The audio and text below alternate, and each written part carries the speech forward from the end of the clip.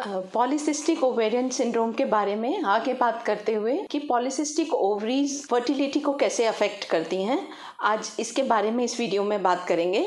Hello everyone, I am doctor Kanchan Malik, director Mangalam hospital Meerut and a woman disease specialist. जैसा कि हमने समझ लिया कि पॉलीसिस्टिक ओवरी में बहुत सारी सिस्ट होती हैं। सिस्ट क्या, बहुत सारे फॉलिकल्स होते हैं। और अगर हम एक मेंस्ट्रुअल साइकिल को समझें तो अगर नॉर्मल मेंस्ट्रुअल साइकिल होता है तो वो 28 डेज़ का होता है।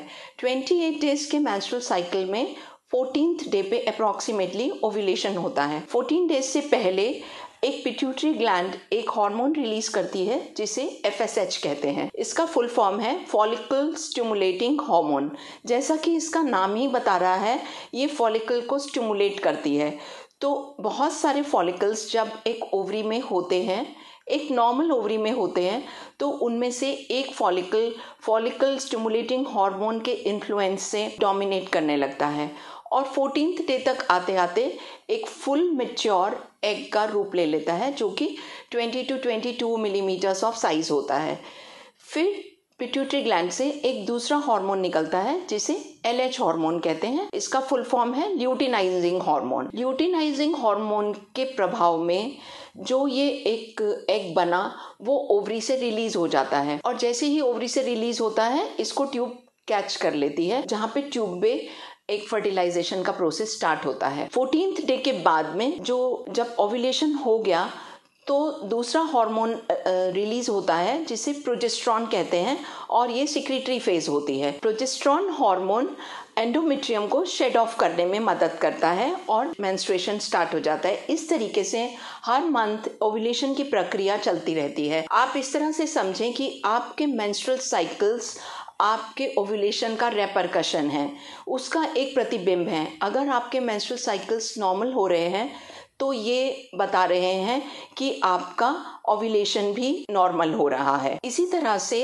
अगर ओव्यूलेशन नहीं हो रहा तो ओव्यूलेशन नहीं अगर हो रहा तो आपके साइकिल्स एनओव्यूलेटरी हो गए, जो कि पॉलीसिस्टिक ओवरी में बहुत ज़्यादा कॉमन होता है। तो पॉलीसिस्टिक ओवरी में अगर ओव्यूलेशन नहीं होता तो इसको एनओव्यूलेशन कहते हैं, जो कि फर्टिलिटी में बहुत ज़्यादा अफेक्ट करता है।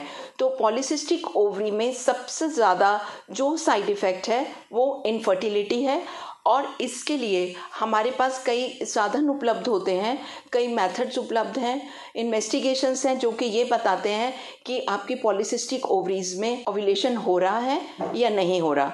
कुछ मेथड्स हैं जैसे कि ओव्यूलेशन किट से आप पता कर सकते हैं कि आपका ओव्यूलेशन हो रहा है या नहीं हो रहा। दूसरा मेथड है आप फॉलिकुलर मॉनिटरिंग अल्ट्रासाउंड से करते हैं, जो ये बता सकता है कि ओव्यूलेशन हो रहा है या नहीं।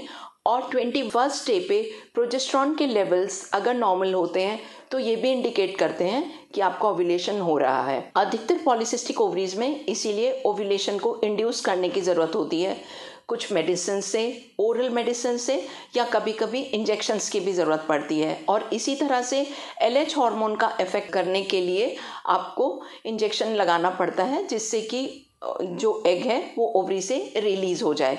ऐसा बिल्कुल भी ज़रूरी नहीं है कि हर पॉलीसिस्टिक ओवरी जिन पेशेंट्स को होती है उन्हें ओव्यूलेशन इंडक्शन की ज़रूरत होती है। वो लोग खुद भी ओव्यूलेशन कर सकते हैं, उनकी ओवरीज इतनी कैपेबल होती है कि वो ओव्यूलेशन कर सकें।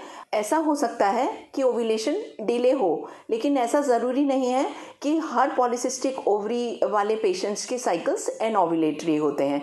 तो आप फॉलिकल मॉनिटरिंग से पहले ये देख लेते हैं कि ओव्यूलेशन हो रहा है या नहीं और अकॉर्डिंगली ही मेडिसिन दी जाती हैं। पॉलीसिस्टिक ओवरी एक चैलेंज है, हाँ ये बिल्कुल सही है, बट ऐसा बिल्कुल नहीं है कि ये ट्रीटेबल नहीं है। So if you like this video, please do like, share and subscribe the channel. Thank you very much.